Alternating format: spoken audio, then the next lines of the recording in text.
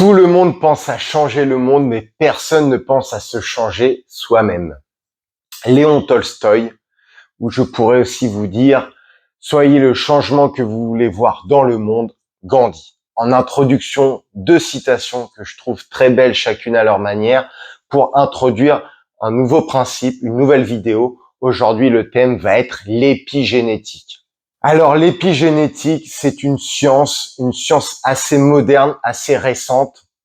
Alors, toujours, comme toujours, je mettrai une vidéo en lien qui va rentrer un petit peu plus dans le détail de certains principes épigénétiques, notamment au niveau du génome, au niveau de certains principes, etc., de division propre à la génétique. Moi, je vais plus m'intéresser au fond que vraiment à la forme. Je n'ai pas les moyens techniques pour le faire et c'est pour ça que je vais vous mettre une vidéo en lien qui, elle, va rentrer un petit peu plus dans la forme avec des schémas, avec des dessins, etc. Et pour ceux qui voudraient être un petit peu plus visuels, je vous invite à voir cette vidéo. En tout cas, l'épigénétique, comme je le disais, est une science récente qui a débuté dans les années 70-80 et donc qui a trait à notre génétique, à notre génome, que ce soit de l'espèce humaine, de l'espèce animalier ou au niveau des plantes, des végétaux, etc. Du moment où il y a de la génétique, il y a de l'épigénétique. Qu'est-ce que c'est quand est-ce qu'a un petit peu commencé cette étude au niveau épigénétique et comment on s'est rendu compte un petit peu que notre environnement, le milieu dans lequel nous grandissons, nous maturons, comment peut-il influer sur notre génome, sur nos gènes?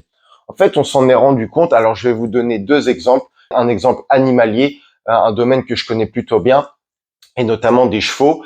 Et donc, on a commencé à vouloir cloner des chevaux, des grands champions, chacun dans leur domaine, que ce soit les courses, le saut d'obstacles, etc. Alors, parce que voilà, c'était des grands champions, ils avaient gagné énormément de compétitions, énormément d'argent, et donc on voulait les cloner pour continuer un petit peu cette victoire, et donc maximiser nos gains d'une certaine manière, et ne pas laisser ce champion s'éteindre à sa mort. On a pris un champion en équitation et donc on l'a cloné au niveau avec des éprouvettes, etc. On a créé un nouveau champion, un clone du champion initial, du champion premier. On a fait un clone de celui-ci.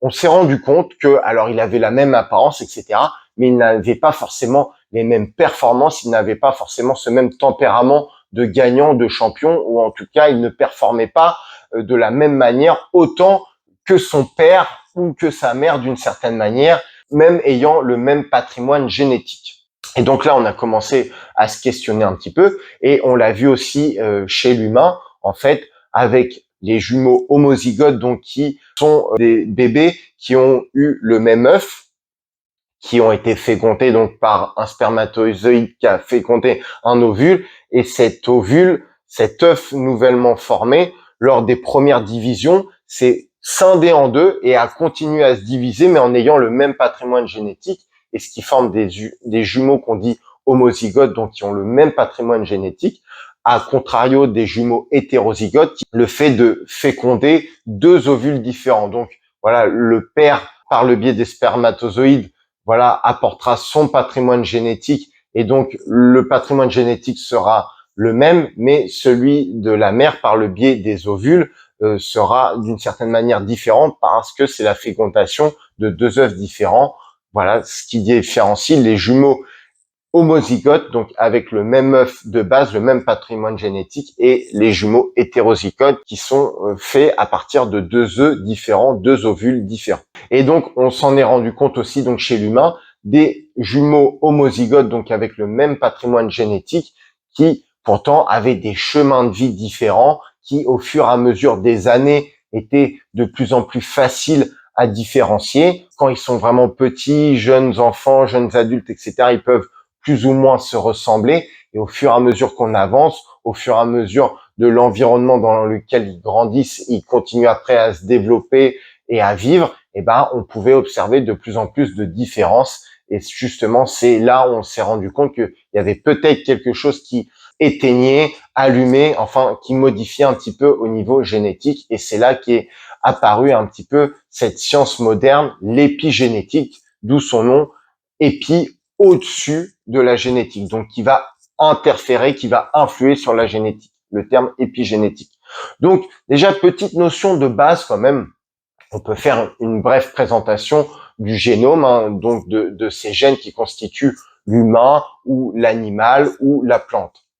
Donc si on se réfère à l'humain, nous sommes constitués de 23 paires de chromosomes, qui sont donc 46 brins de chromosomes qui s'additionnent et qui forment des paires. Et donc nous sommes constitués de 23 paires de chromosomes et chaque espèce va avoir un petit peu un nombre qui va lui être propre. Nous, l'humain, c'est 23 paires de chromosomes et dont 22 paires identiques. C'est ça la particularité. On a 22, sur ces 23 paires, on en a 22 paires qui sont identiques et une paire qui va être un petit peu différente et qui code pour le sexe. Donc, XX chez la femme et XY chez l'homme. Et donc, un petit principe, justement, si on reste un petit peu sur ces 23 paires de chromosomes, dont 22 paires identiques et une paire qui code pour le sexe à l'intérieur, même d'un point de vue génétique. Un individu est donc créé par l'assemblage d'un brin féminin et d'un brin masculin, hein, parce que les cellules reproductrices, les gamètes, que ce soit les spermatozoïdes chez l'homme ou les ovules chez la femme, ont un seul brin et c'est l'assemblage de ces deux brins au moment de la fécondation in utero. C'est là que va se créer ce nouvel être, c'est là que va commencer la division cellulaire pour arriver à ce nouvel individu, que ce soit un humain, un animal, etc., peu importe. Mais en tout cas, nous sommes l'assemblage d'un homme et d'une femme et nous avons tous à l'intérieur, et ça c'est connu en médecine traditionnelle orientale, médecine chinoise, médecine ayurvédique, etc. Dans différentes médecines dites ancestrales, dites traditionnelles, il y a toujours un petit peu cette part de féminin, cette part de masculin. Ce principe de yin et de yang, du féminin le yin et le masculin le yang, l'union des deux créant ce principe de yin et de yang. On a tous du masculin, on a tous du féminin, et même je vais vous le donner d'un point de vue hormonal, d'un point de vue physiologique. L'homme produit majoritairement de la testostérone, mais produit également de l'œstrogène, l'œstrogène étant l'hormone majoritaire chez la femme, et à contrario, la femme qui produit elle majoritairement de l'œstrogène va aussi produire un petit peu de testostérone. Donc même au niveau hormonal, même à ce niveau-là, on a un petit peu de femme dans l'homme et un petit peu de l'homme dans la femme.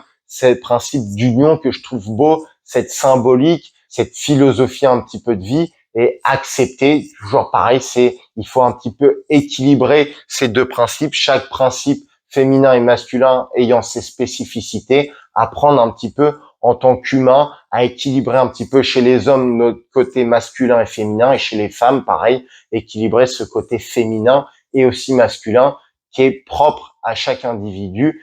Et donc, l'homme, l'espèce humaine de ces 23 paires, va avoir 21 000 gènes. Donc, 21 000 gènes chez l'humain. Et pareil, chaque espèce va avoir un nombre qui lui est propre. Et à savoir que l'espèce humaine, n'en déplaira à certains peut-être qui voudraient penser que l'humain est au-dessus de tout. Et non, ce n'est pas l'espèce humaine qui a le plus de gènes différents, c'est les plantes qui vont avoir beaucoup plus de gènes différents. Et donc ces gènes, qu'est-ce que c'est? À quoi on peut les comparer un petit peu? Eh ben en gros, ces 21 000 gènes, c'est un petit peu le cahier des charges, c'est un petit peu le plan de construction de l'humain. On pourrait les voir comme 21 000 boîtes, et donc chaque boîte pouvant avoir des caractères différents. Par exemple, on va avoir une boîte qui va coder pour les cheveux, une boîte qui va coder pour les yeux, qui va coder pour les oreilles, qui va coder pour la bouche. Enfin voilà, 21 000 boîtes qui vont chacune avoir un rôle à remplir, et dans ces boîtes, le rôle sera différent. Le remplissage de cette boîte pourra être différent, parce que si on s'accode pour les cheveux, on n'aura pas forcément tous la même texture de cheveux, la même couleur de cheveux, les mêmes critères de cheveux. Pareil au niveau des oreilles, la même forme, la même taille. Et en gros, on a 21 000 boîtes qui forment un petit peu le cahier des charges, le plan de construction du corps. Voilà, on a certaines boîtes qui ne vont pas être modifiables, hein, comme par exemple le nombre de vertèbres. Chaque humain va avoir 7 cervicales, 12 thoraciques, 5 lombaires, etc., etc. Voilà, on a un cahier des charges quand même fixe qui ne peut pas être modifié, qui ne peut pas être changé pour quand même qu'on puisse tous avoir une apparence extérieure identique d'une certaine manière. Là, on va avoir un pourcentage qui va être variable et d'après les chiffres, d'après les chercheurs, voilà, c'est à peu près, c'est différent, mais il semblerait que quand même une bonne partie de notre génome, une bonne partie de nos 21 000 boîtes puisse être modifiable, puisse être sujet à l'épigénétique. Hein. En fonction des chiffres, il y en a qui vous diront, de ces 21 000 boîtes, il y en a 60-70% qui peuvent être influés par l'épigénétique, qui peuvent être influés par votre terrain, là où vous grandissez, que ce soit au niveau physique, énergétique, émotionnel ou mental.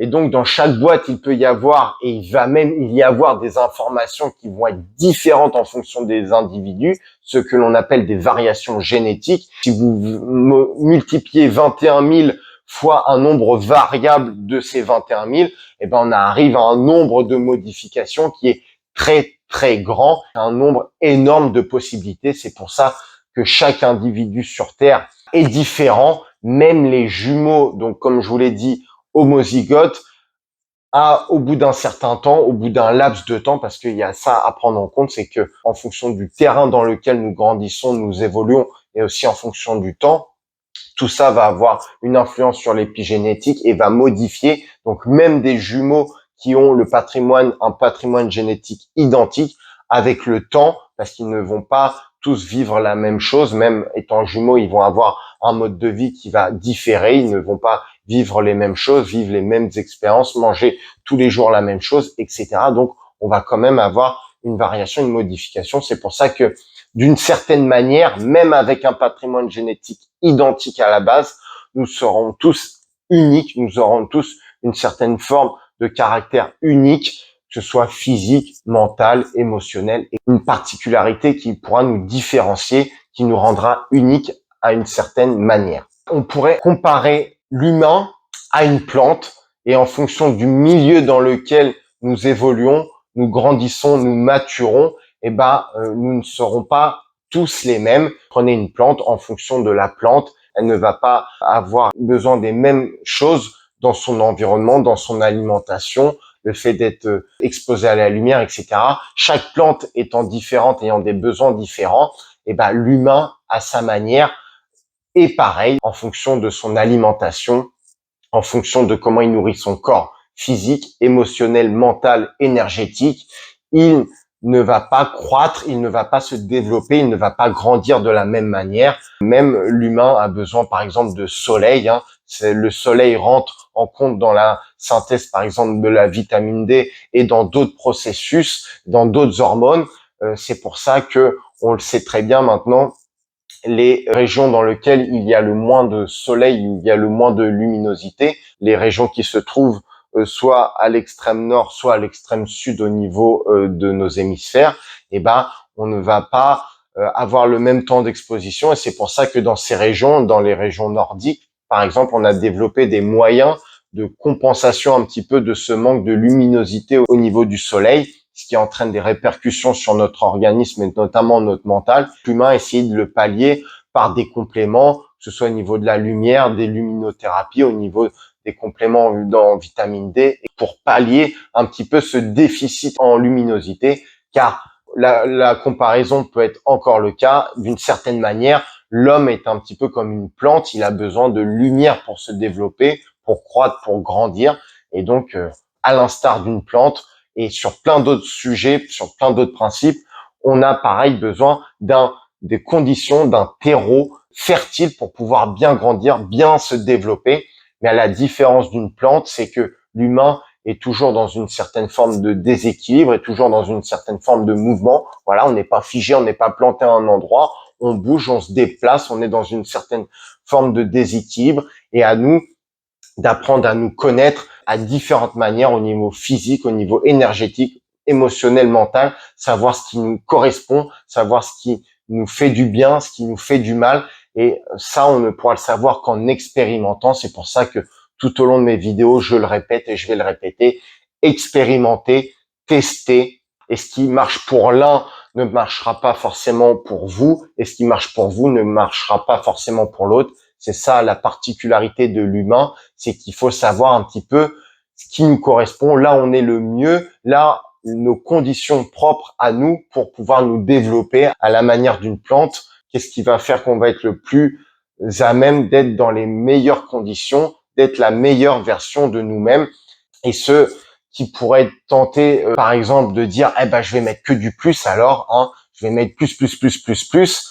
Non, il semblerait que le fait de mettre plus, en tout cas, voilà, va déséquilibrer. C'est pour ça qu'il faut aussi accepter du moins à différents niveaux, que ce soit au niveau physique, émotionnel, mental, énergétique, savoir équilibrer un petit peu la balance sur ces différents points pour équilibrer un petit peu le tout. Et c'est pas parce que vous allez mettre que du plus ou que du moins que vous allez être forcément la meilleure version de vous-même, la meilleure personne, la plus équilibrée. Il faut alterner entre du plus et du moins. C'est pour ça que par exemple dans l'alimentation, de faire attention globalement à son alimentation dans l'ensemble, c'est bon.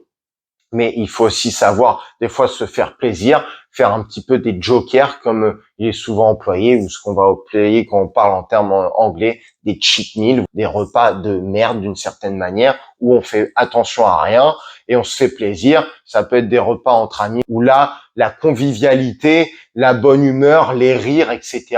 vont prendre le dessus sur l'aspect nutritif alimentaire pur. Et là, on va plus soigner justement notre aspect émotionnel, notre aspect mental, notre aspect énergétique par notre environnement et notamment nos amis. Ça aussi, c'est connu en épigénétique, le fait de nourrir son corps à différents niveaux. Et ça, ce sont des principes épigénétiques. Le corps va être influencé, notre génétique, notre patrimoine génétique, notre génome va être influencé donc par ce que nous mangeons, l'endroit dans lequel nous grandissons, le métier que nous faisons, les amis que nous avons, nos compagnons de vie, que ce soit un homme ou une femme, ou un homme et un homme, et une femme, peu importe notre sexualité, mais en tout cas, le milieu dans lequel nous sommes personnellement, professionnellement, le milieu dans lequel nous avons grandi, voilà, je le répète, et cela depuis in utero, on le sait maintenant, l'importance depuis tout petit, depuis le in utero, et moi, pour en avoir parlé avec des mères, voilà, le milieu dans lequel va se sentir une mère qui porte la vie, qui a un enfant dans son ventre, va influencer sur le bébé, sur l'être à venir en développement, en fonction du ressenti de la mère, en fonction de son émotion, en fonction de la manière dont elle se sent, dans la manière dont elle va s'alimenter, etc. Ça va influencer son enfant. Une mère, par exemple, qui peut être en situation de stress ou en situation de douleur émotionnelle ou physique, peut ressentir son bébé réagir d'une certaine manière parce qu'il va donner un coup, va le sentir bouger, etc. Parce que le bébé va être sensible aux sensations, à l'émotion de sa mère d'une certaine manière.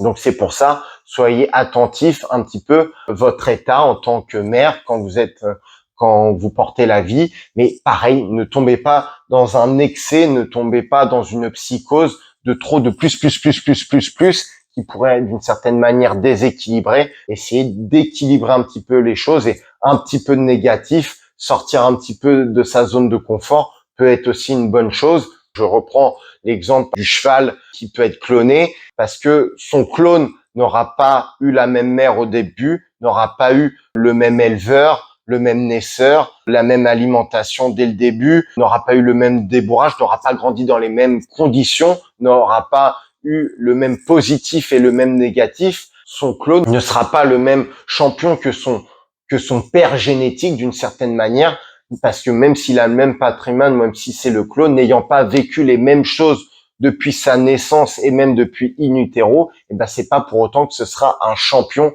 à la fin sur le papier, et ça a même d'ailleurs été rarement le cas. C'est pour ça que maintenant le clonage est vraiment plutôt mis de côté parce que ça coûte très cher et au final on n'a pas forcément les champions tant attendus. Donc maintenant on a plus tendance à congeler de la semence, à garder le patrimoine génétique, mais on part plus dans des clonages qui coûtent extrêmement cher et qui ont des résultats qui ne sont pas ceux attendus. Donc faites attention, ne pas tomber dans des excès de plus.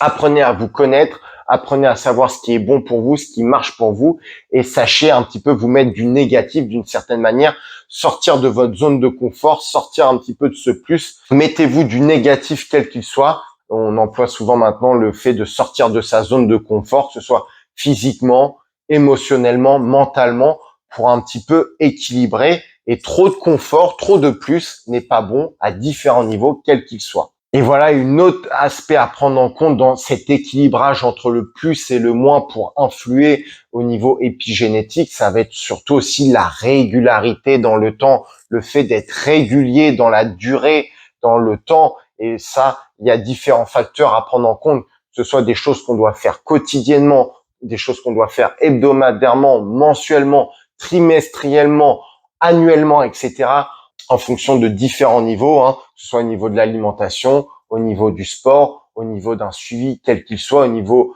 thérapie, médecine allopathique traditionnelle, médecine parallèle, soins parallèles. À vous de voir. C'est vrai que, par exemple, nous, en soins dits parallèles, thérapie manuelle, etc., pour mon cas, on va plutôt conseiller un suivi, on va plutôt conseiller du préventif, pas attendre de s'occuper des problèmes, ne pas attendre qu'ils se manifestent pour s'en occuper, car on le sait, on peut les prendre en amont et colmater les fuites, ou du moins éviter les fuites avant qu'elles ne se manifestent trop dans votre quotidien. Justement, le principe d'épigénétique, et si on part du principe que chaque individu est différent, il n'y aura donc pas de formule magique, il n'y aura pas de pilule magique.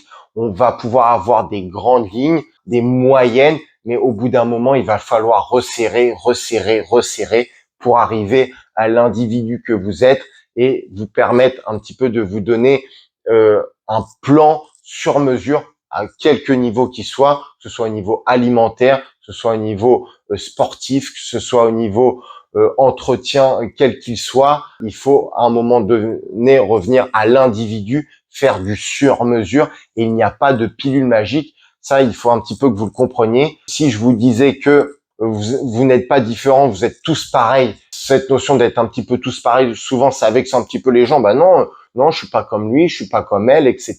On a envie d'être des individus à part entière et qu'on voit un petit peu notre individualité, mais à contrario, c'est ça l'effet peu logique, je trouve, c'est que par contre, on veut des formules magiques, ce qui marche pour l'un marche pour nous, etc. Et non, chaque chose sera nuançable et il faut prendre conscience un petit peu de ça. Il n'y aura pas de formule magique, il n'y aura pas de pilule magique, tout du moins. Et ce qui marche pour l'un ne marchera pas forcément pour vous et inversement. Donc, apprenez à vous connaître au niveau physique, énergétique, émotionnel, mental. Voilà, à différents niveaux. Connaissez-vous, documentez-vous, instruisez-vous, soyez le journaliste un petit peu de votre vie, recoupez les sources à droite, à gauche. Ne me croyez pas sur parole. Je peux faire des erreurs comme tout le monde, comme vous. Même dans ce que je peux dire, vous pourrez entendre des choses différentes. Peut-être que j'aurais fait des erreurs et si c'est le cas, je m'en excuse. Mais je suis un humain. Potentiellement, je peux faire des erreurs. Tout le monde est sujet aux erreurs. Il n'y a que ceux qui font rien, qui ne font pas d'erreurs, ou alors les menteurs. Mais bon, une fois de plus, l'humain n'est pas menteur, donc retirons cela de l'équation tout de suite. Expérimentez, et de toute façon, même si vous me croyez sur parole, ça ne vous empêche pas d'expérimenter. Au contraire, expérimentez, testez, soyez le chercheur, soyez le scientifique, soyez le journaliste, l'expérimentateur de votre vie. Acceptez l'échec, acceptez l'erreur. Il n'y a pas de réussite potentielle sans échec potentiel. Et du moment où l'on est jusqu'au moment où l'on meurt, on devrait toujours être dans une certaine forme d'expérimentation. Et du moment où on arrête d'apprendre, du moment où on arrête d'être enseignable, d'expérimenter, de s'instruire, eh ben, je pense que c'est d'une certaine manière le début de la fin. Quand on est persuadé de tout savoir, l'humain, que ce soit un titre individuel ou collectif, ne saura jamais tout. Chaque génération, en apprenant toujours de nouveau sur la génération précédente, etc., etc. Autre petit sujet, autre petite parenthèse que je pourrais faire sur la génétique, c'est un domaine que je trouve incroyable et on est loin encore de tout connaître sur la génétique, même si maintenant l'humain est capable. On a des laboratoires dans le monde où un petit peu on peut faire des bébés sur mesure. Alors bon, avec les dérives que ça peut entraîner malheureusement, ou quand on a un petit peu d'argent. Et moi, je trouve qu'on est un petit peu perdu d'une certaine manière. On veut choisir le sexe, on veut choisir la couleur des yeux, la couleur des cheveux, etc. On sait un petit peu bidouiller ça à ce niveau-là, au niveau génétique, au niveau du génome, même si on est loin de tout connaître. Mais bon, l'humain aime bien jouer d'une certaine manière toujours un petit peu à l'apprenti sorcier et jouer avec des choses qu'il ne connaît pas encore dans son entièreté, dans sa globalité. Il expérimente des fois avec des choses un petit peu douteuses ou dont l'éthique peut être un petit peu remise en cause. En tout cas, sachez que dans certains pays dans le monde, on peut faire un petit peu des bébés sur mesure, des bébés éprouvettes et choisir certains critères. Bon, c'est une des dérives de la génétique. Autre facteur que j'ai appris sur la génétique, alors là, c'est pas vraiment de l'épigénétique, mais ça concerne la génétique, ça va plus concerner tout ce qui va être organisme génétiquement modifié, ce qu'on va appeler les OGM, et je trouvais ça intéressant de vous le partager dans cette vidéo. Ça va être au niveau des huîtres et des moules. Ça a été les premiers, ça fait partie des premiers organismes génétiquement modifiés. On a modifié le génome des huîtres et des moules pour pouvoir les produire tout au long de l'année. Et ça m'a été transmis un moment, voilà, où j'étais avec un ami dans le bassin d'Arcachon.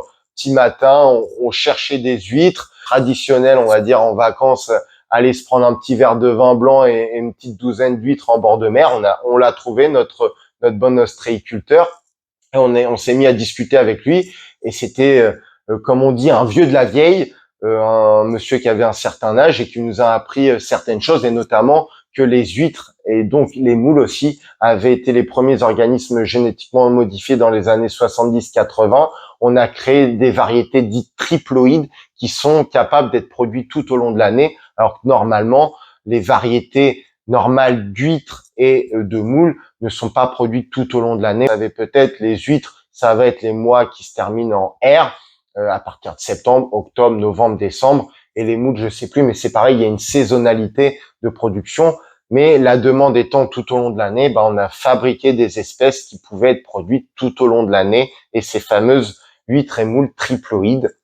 Et on a d'autres espèces qui ont été après génétiquement modifiées, hein, les plantes, le maïs, le blé, etc.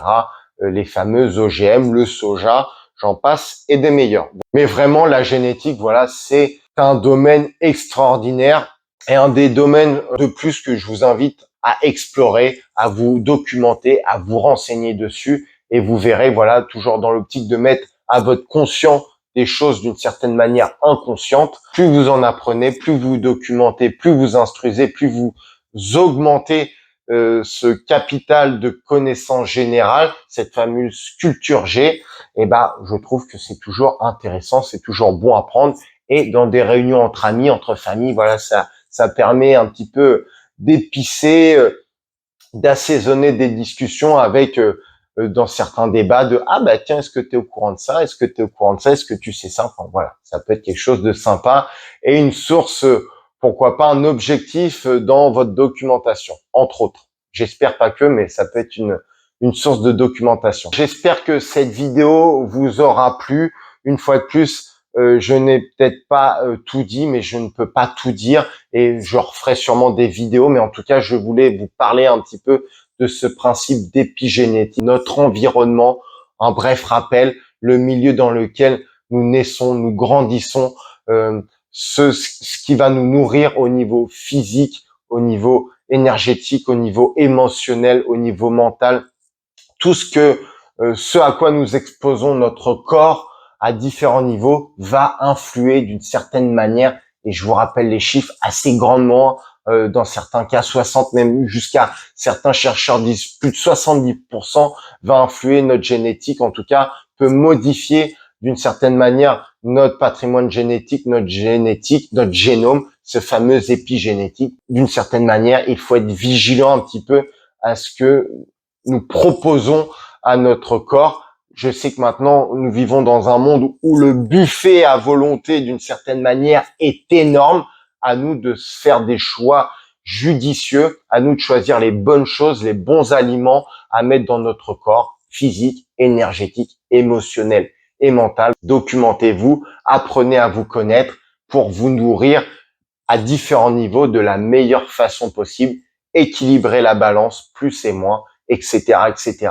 Je me répète, je fais le perroquet, je m'en excuse. En tout cas, je vous souhaite une bonne journée et comme toujours, un bon équilibrage et à très bientôt. Ciao. Merci pour votre écoute et comme le dit l'adage, qu'on parle de moi en bien ou qu'on parle de moi en mal, le principal c'est qu'on parle de moi. Donc n'hésitez pas à partager, à liker, à commenter, à interagir avec cette vidéo. Et pour les plus téméraires, vous pouvez aller faire un petit tour sur le Tipeee. Dans tous les cas, je vous dis à bientôt pour de nouvelles vidéos. Prenez soin de vous. Ciao, ciao.